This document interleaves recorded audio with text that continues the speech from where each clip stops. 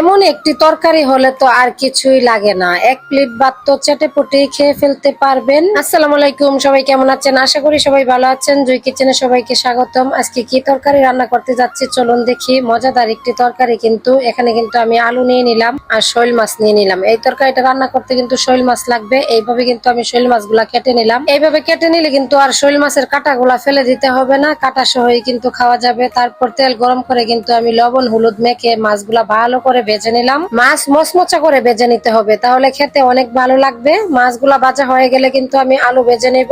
এই তরকারিটা কিন্তু আলু দিয়ে খেতেই মজা। এইভাবে আলু দিয়ে বাসায় একবার রান্না করে খেয়ে দেখবেন। তারপরে এই তেলেই কিন্তু কিছু পেঁয়াজ কুচি দিয়ে দিলাম। পেঁয়াজ কুচিটা ভাজা হয়ে গেলে তারপরে এখানে আমি রসুন বাটা দিয়ে দিব। তারপর টমেটো কুচি দিয়ে দিব। টমেটো কুচিটা ভাজা হয়ে গেলে গুঁড়া মশলা দিয়ে দিব। মাছে যা যা মশলা লাগে, মরিচের গুঁড়া, হলুদের গুঁড়া, জিরা গুঁড়া, ধনিয়া গুঁড়া, লবণ দিয়ে দিলাম স্বাদ মতো। তারপর অল্প পানি দিয়ে মশলাটা ভালো করে কষিয়ে নিলাম।